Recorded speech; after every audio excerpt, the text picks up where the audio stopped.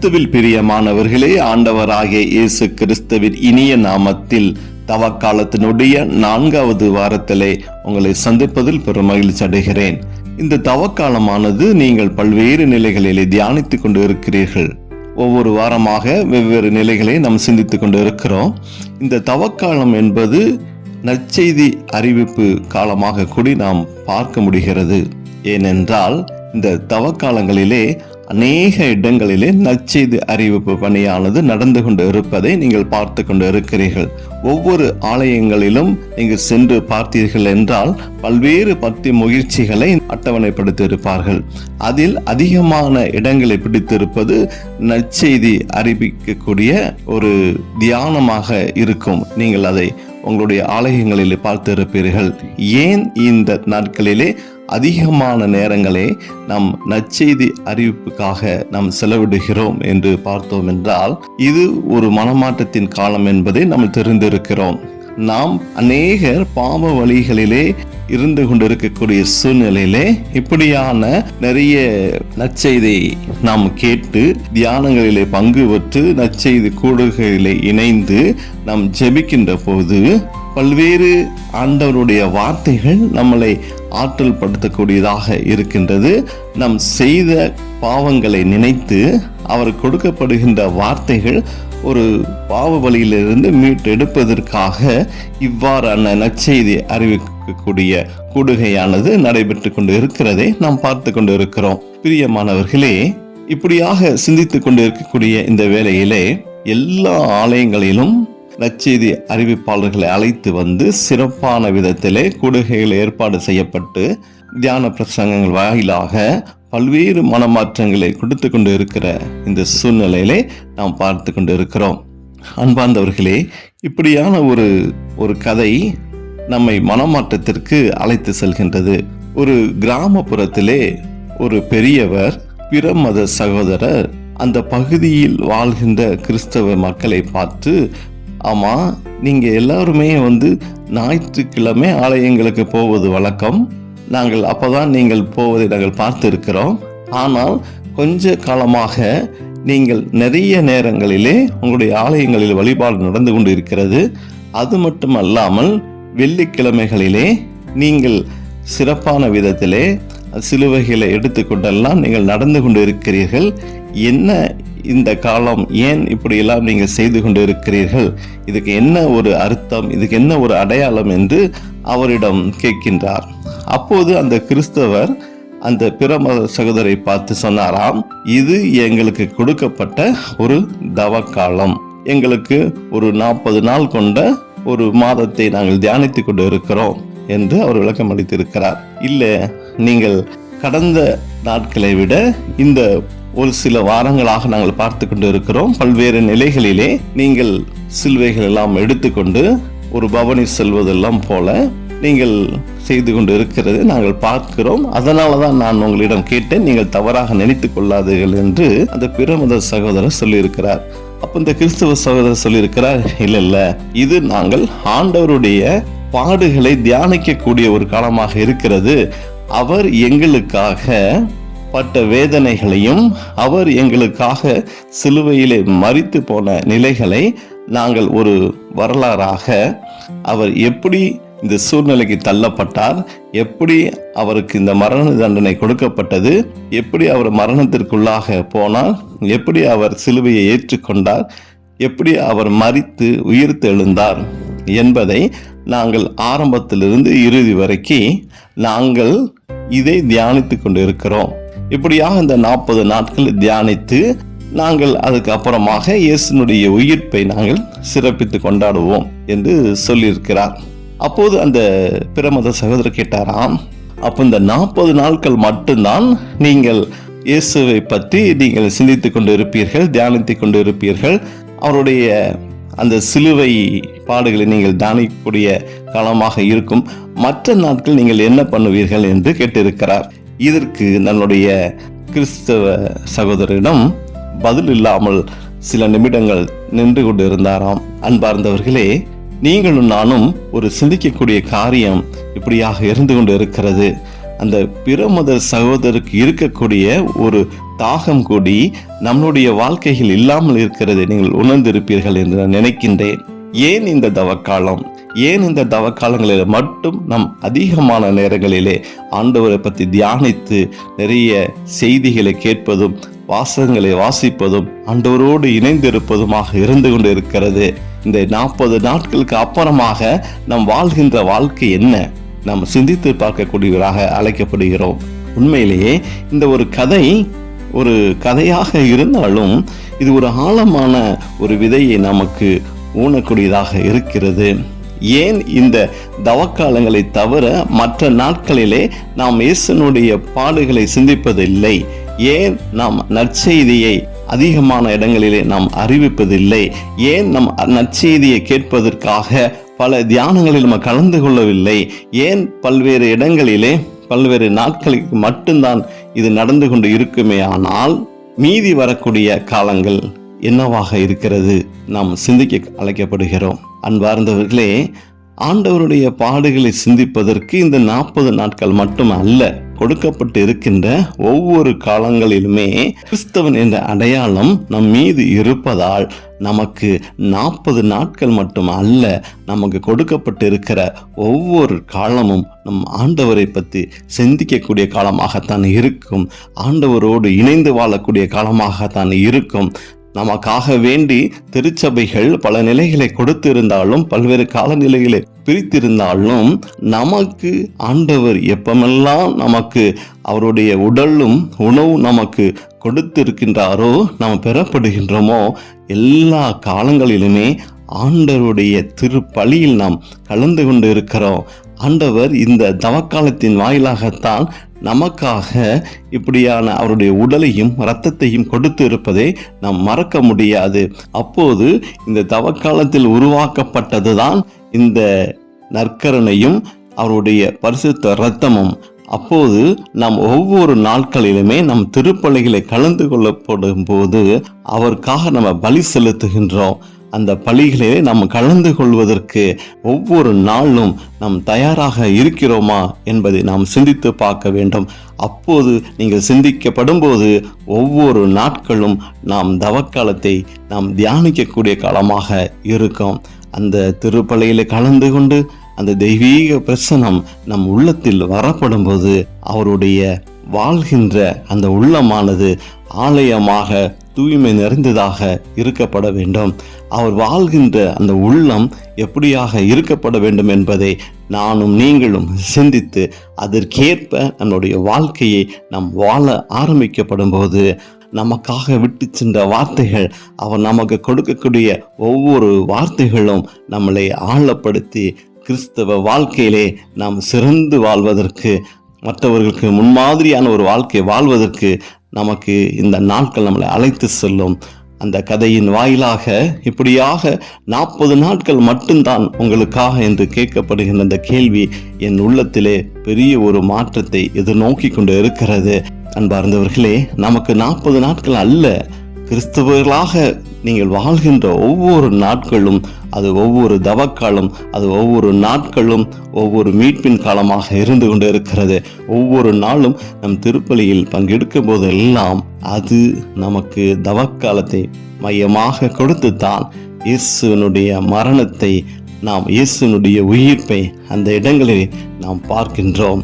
அப்போது அந்த உடலானது நம் உள்ளத்திலே கடந்து வரப்படும் போது, என்னுடைய உடலில் கலக்கப்படுகின்ற போது நான் எப்படியாப்பட்டவனாக இருக்கணும், என்னுடைய வாழ்க்கை எப்படியாப்பட்டதாக இருக்கணும், அவர் வாழ்கின்ற அந்த ஆலயம் எப்படியாப்பட்டதாக இருக்கணும் என்பதை நீங்கள் ஆழமாக சிந்திக்கப்பட வேண்டும்.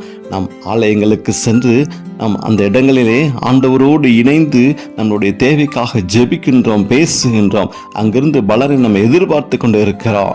ஏனென்றால் அந்த இடத்திலே ஆலயங்களிலே ஆண்டவருடைய அசைவாடுதல் இருந்து கொண்டு இருப்பதை நம்ம உணர்ந்து கொண்டு இருக்கிறோம். அவர் பிரசன்னம் அந்த இடங்களில் இருப்பதை உணர்ந்து கொண்டு இருக்கிறோம். அதே போலதான் அந்த உடல் இரத்தம் நமது உடலிலே கலக்கப்படுகின்ற போது நம் உள்ளத்துக்குள்ள வரப்படும் பொழுது அந்த ஆண்டவர் வாழ்கின்ற அந்த ஆலயம் எவ்வளவு தூய்மையானதாக இருக்கப்பட வேண்டும் என்பதை இந்த நாட்களிலே நாம் சிந்திக்க அழைக்கப்படுகின்றோம்.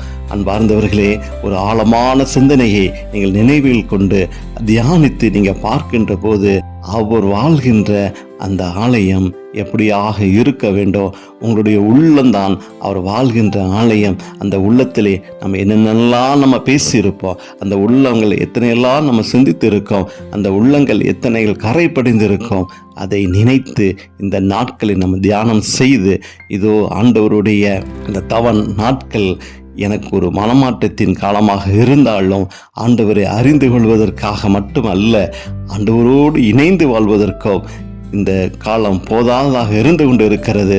நம்மை நாமே சுத்தப்படுத்தி, நம்மை நாமே பரிசுத்தப்படுத்தி, நாம் அவரை வரவேற்கக்கூடிய ஒவ்வொரு நாட்களாக இருக்க வேண்டும். அவர் நம் உள்ளத்தில் வரப்படும் பொழுது பல்வேறு நிலைகளிலே நீங்கள் ஆண்டவரிடம் பாவ அறிக்கை இட்டுதான் நீங்கள் நற்கருணையை நீங்கள் உட்கொண்டு கொண்டு இருக்கிறோம் என்பதை நாம் மறுக்க முடியாது. அப்படியான சூழ்நிலையிலே இனிமேல் வரக்கூடிய நாட்களிலே அந்த ஆலயத்தை தூசி படிந்ததில்லாமல் சுத்தம் செய்து கரை படிந்த ஆலயமாக இல்லாமல் ஆண்டவர் வாழ்கின்ற அந்த ஆலயம் எப்படியாப்பட்டதாக இருக்கணும் என்பதை சிந்தித்து நாம் அந்த ஆலயத்தை சுத்தப்படுத்தி ஆண்டவருக்காக தயார்படுத்தி அவருக்கு தங்குவதற்கு அவருக்கு ஏற்ற சூழ்நிலை நம் உள்ளங்களை ஆயத்தப்படுத்தி கொடுத்தோம் என்றால் உண்மையிலேயுமே இந்த தவ காலம் ஒரு அர்த்தமுள்ள காலமாக இருக்கும். இந்த 40 நாட்கள் மட்டுமல்ல, நாம் வாழ்கின்ற ஒவ்வொரு நாட்களும் அது பரிசுத்தமானதாக இருக்கும். நாம் ஒவ்வொரு திருப்பலிகளும் நமக்கு ஒரு ஆசீர்வாதமாக, ஒவ்வொரு மறுவாழ்வுக்கு நம்மளை அழைத்து செல்லக்கூடியதாக இருக்கும் என்ற ஒரு ஆழமான சிந்தனையை இந்த நாட்களில் நாம் தெரிந்து கொண்டு நம்ம வாழப் போகிறோம். அப்படியாக ஆண்டவரோடு இணைந்து ஜெபிக்க உங்கள் கண்களை மூடி ஆண்டவர் பாதத்தில் அமர்ந்து இந்த நேரத்தை நாம் அவரோடு பேசுவதற்காக ஒப்பு கொடுக்கிறோம். அன்பின் பரலோக பிதாவே, இந்த நாட்கள் எனக்கு கொடுத்து ஆண்டவரே, இந்த நாட்கள் வழியாக எனக்கு பல்வேறு சிந்தனைகளை கொடுத்ததற்காக நன்றி செலுத்துகிறேன். ஆண்டவரே, அப்பா, நான் இவ்வளோ நாட்கள் கிறிஸ்தவனாக வாழ்ந்து கொண்டு இருக்கிறேன். ஆண்டவரே, உம்மை பற்றி அறிந்து இருக்கிறேன். ஆண்டவரே, உம்மை தெரிந்து இருக்கிறேன். ஆண்டவரே, உம்மை ருசித்து இருக்கிறேன். ஆண்டவரே, நான் கிறிஸ்தவனாக வாழ்ந்து கொண்டு இருந்திருக்கிறேன். ஆண்டவரே, இந்த தினத்தில் ஆண்டவரே ஒரு சிந்தனையின் மனதிற்குள் ஆண்டவரே ஒரு அம்பு போல ஆண்டவரே என் இருதயத்தை கிழித்து கொண்டு இருக்கிறது. ஆண்டவரே, ஆண்டவரே, எனக்காக கொடுக்கப்பட்ட ஆண்டவரே இந்த ஒவ்வொரு நாட்களிலும் ஆண்டவரே நான் காலங்களை பிரித்து பார்க்காமல் ஆண்டவரே இந்த 40 நாட்கள் மட்டும்தான் ஆண்டவரே உமக்காக நான் கொடுத்த நாட்களாக இல்லாமல் இருந்த ஆண்டவரே ஒவ்வொரு நாளும் ஆண்டவரே அப்பா நான் சிலுவையை தியானிக்கக்கூடிய ஆண்டவரே உம்மை சிந்திக்கக்கூடிய ஆண்டவரே நீங்கள் தவ நாட்களிலே அப்பா நீங்கள் கொடுக்கப்பட்ட வார்த்தைகளை நான் சிந்திக்கக்கூடியவனாக ஆண்டவரே நான் இருக்க வேண்டும் என்பதற்கான ஜெபிக்கிறேன் தகப்பனே. அப்படியாக சிந்தனைகள் எங்களுக்கு கொடுங்க ராஜா. ஆண்டவரே நீங்க பட்ட வேதனையும் ஆண்டவரே நீங்க சிந்தின ரத்தத்தை நான் நினைவுபடுத்துகிறேன். ஆண்டவரே அப்பா இது கிறிஸ்தவன் என்ற அடையாளத்தை அப்பா இப்படியான நிலைகளை நீங்கள் கொடுத்திருக்கிறீங்க. ஆண்டவரே ஆண்டவரே எனக்கு கொடுக்கப்பட்ட ஒவ்வொரு வருடங்களிலும் ஆண்டவரே எத்தனையோ நாட்களிலே ஆண்டவரே நான் பிரித்து பார்த்து இந்த 40 நாட்கள் மட்டும் ஆண்டவரே அநேக நேரங்கள் உங்களுக்கு பாதத்தில் வருவதை நான் தவிர்த்து ஆண்டவரே ஒவ்வொரு நாட்களும் ஆண்டவரே அப்பா இந்த தவ நாட்களை நான் சிந்திக்கக்கூடியவனாக ஆண்டவரே நீங்கள் விட்டு சென்ற ஆண்டவரே உமது பாதையிலே நானும் நடக்கக்கூடியவனாக என் வாழ்க்கையை நான் மாற்ற தயாராக இருக்கிறேன். ஆண்டவரே அப்பா என்னையும் கரம் பிடித்து அழைத்து சொல்லுங்க. ஆண்டவரே அப்பா பிலாத்து ஆண்டவரே அப்பா உமக்கு கையளிக்கப்பட்ட அந்த சிலுவை ஆண்டவரே அப்பா அதை நினைத்து பார்க்கப்படுகின்ற போது ஆண்டவரே நான் அந்த இடத்துல எந்த நிலையில நின்று கொண்டு இருக்கிறேன் என்று கூட எனக்கு தெரியவில்லை. ஆண்டவரே அப்பா அந்த சிலுவையை தொடுவதற்கு நான் தயாரானவனா என்று எனக்கு தெரியவில்லை. ஆண்டவரே அப்பா அந்த சிலுவையை ஆண்டவரே நான் தூக்குவதற்கு ஆண்டவரே அந்த சிலுவை பாரத்தை அப்பா நீங்க தாங்காமல் கீழே தேவைப்படுகின்ற போது கூட அதுக்கு நான் உதவி செய்ய என்னால் வர முடியுமா ஆண்டவரே, நான் அந்த சிலுவையை தொட முடியுமா ஆண்டவரே, உமக்கு அந்த சிலுவையின் பாரத்துக்கு நான் தோள் கொடுக்க முடியுமா என்று கூட ஆண்டவரே, நான் தகுதியற்ற நிலையில் இருந்து கொண்டு இருப்பது நான் உணர்ந்து கொண்டு இருக்கிறேன் ஆண்டவரே. அப்பா, நாங்கள் சிலுவையில் வைத்து கொண்டு இருக்கிறோம், கழுத்தில் அணிந்து கொண்டு இருக்கிறோம் ஆண்டவரே, அதற்கு நான் தகுதியான பாத்திரமா என்று கூட எனக்கு தெரியவில்லை ஆண்டவரே. அப்பா, நீங்கள் சிலுவை அடையாளத்தை மட்டும் எங்களுக்கு கொடுக்கவில்லை ஆண்டவரே. அப்பா, அதில் தான் ஆண்டவரை மீட்பை கொடுத்து இருக்கிறீங்க ஆண்டவரே. அப்பா, அதில் தான் ரட்சிப்பை கொடுத்து இருக்கிறீங்க ஆண்டவரே. அதில் தான் எனக்கு அபிஷேகத்தை கொடுத்து இருக்கிறீங்க ஆண்டவரே. அதில் தான் எனக்கு நற்கரணை கொடுத்து இருக்கிறீங்க ஆண்டவரே. அதில் தான் ரத்தத்தை கொடுத்து இருக்கிறீங்க ஆண்டவரே. அப்பா, நான் ஜீவித்து கொண்டு இருக்கிற அப்பா இந்த காலம் எல்லாம் ஆண்டவரே ஒவ்வொரு ரத்தமும் உடலும் தான் ஆண்டவரே என்னை திடப்படுத்தி கொண்டு இருக்கிறது ஆண்டவரே. அதுதான் என் உள்ளத்தில் வாழ்ந்து கொண்டு இருக்கிறது ஆண்டவரே. அப்பா, என்னோட தசையோடு தசையாக, ரத்தத்தோடு ரத்தமாக அப்பா உமது ரத்தம் என்ன கலந்திருப்பதுனால ஆண்டவரே இவ்வளவு நாட்கள் நான் ஜீவியத்தோடு நின்று கொண்டு இருக்கிறேன் ஆண்டவரே. எத்தனை நோய்கள் வந்தது ஆண்டவரே. அப்பா, எத்தனை கஷ்டங்கள் வந்தது ஆண்டவரே.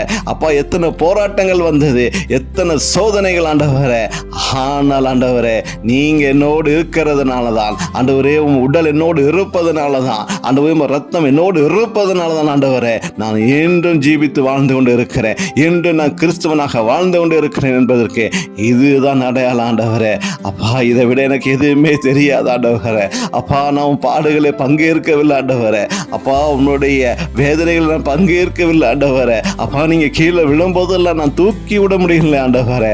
ஆனால் ஆண்டவரே, என்னோடு நீங்க வாழ்ந்து கொண்டு இருக்கிறீங்க ஆண்டவரே. அப்பா, இனிமேல் ஆண்டவரே என்னுடைய வாழ்க்கை ஒரு மாறுதலாக இருக்கும் ஆண்டவரே. அப்பா, என் கண்களுக்கு முன்பாக ஆண்டவரே யாரெல்லாம் வேதனையோடு கஷ்டங்களோடு இருக்கிறார்கள் ஆண்டவரே அவர்களுக்கு நான் தோள் கொடுக்கக்கூடியவனாக இருப்பேன் ஆண்டவரே. அப்பா, உன்னை கரம் பிடித்து தூக்கி விடக்கூடியவனாக இருப்பேன் ஆண்டவரே. அப்பா, இனிமேல் ஆண்டவரே நான் மற்றவர்களை ஆண்டவரே தேவையில்லாத வார்த்தைகளை பேசி அவர்களை துக்கப்படுத்த மாட்டேன் ஆண்டவரே. அப்பா, மற்றவர்களை அவமானமாக நான் பேச மாட்டேன் ஆண்டவரே. தேவையில்லாத வார்த்தைகளை புண்படுகிற மாதிரி நான் பேச மாட்டேன் ஆண்டவரே. மற்றவர்களுக்கு ஒரு சிலுவையாக இருக்க மாட்டேன் ஆண்டவரே. அப்பா, என்னுடைய நாவல் இருந்து வரக்கூடிய வார்த்தைகள் அப்பா இனிமேல் ஆண்டதே தீயதாக இருக்காது ஆண்டவரே. பரிசுத்தமான வார்த்தைகளாக இருக்கும் ஆண்டவரே. நான் வாழ்கின்ற வாழ்க்கை பரிசுத்தமாக இருக்கும் ஆண்டவரே. என் கண்கள் பரிசுத்தமாக இருக்கும் ஆண்டவரே. என் காதுகள் பரிசுத்தமாக இருக்கும், என் நாவுகள் பரிசுத்தமாக இருக்கும் ஆண்டவரே. என்னுடைய உடலில் இருக்கக்கூடிய ஒவ்வொரு உறுப்புகளும் ஆண்டவரே பரிசுத்தமாக இருக்கும் ஆண்டவரே. ஏனென்றால் பரிசுத்தர் என்னோடு இருக்கிறார்.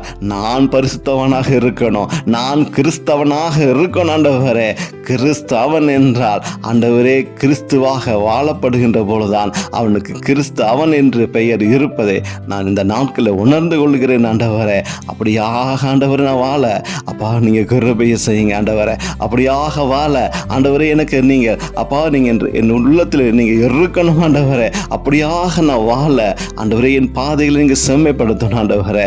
அப்பா எக்காரணங்களை கொண்டு ஆண்டவரே சாத்தான் என்னை திசை மாறி அழைத்து செல்லாதபடிக்கே அப்பா உமது கரம் என்னை தாங்கி வழி நடத்தட்டும் ஆண்டவரே. அப்பா நீங்க காட்டுகின்ற வழியில நான் நடக்கணும் ஆண்டவரே. அப்பா நீங்க பேசுகின்ற வார்த்தைகளை கேட்டு நான் வாழணும் ஆண்டவரே. அப்படியாக ஒரு கிறிஸ்தவ வாழ்க்கையிலே நான் உண்மையுள்ள கிறிஸ்தவனாக வாழ்வதற்கு தேவன் தாம் என்னை ஆசீர்வதிக்க வேண்டுமா கூடி ஜெபிக்கிறேன் ஆண்டவரே. அப்பா நீங்க குடியிருக்கக்கூடிய ஆலயம் ஆண்டவரே, அந்த ஆலயங்களிலே பலவேறு வந்து ஜெபித்து ஆசீர்வாதங்களை பெறக்கூடிய ஆலயத்திலே அப்பா என் உள்ளத்தையும் நான் ஒப்பு கொடுக்கிறேன் ராஜா.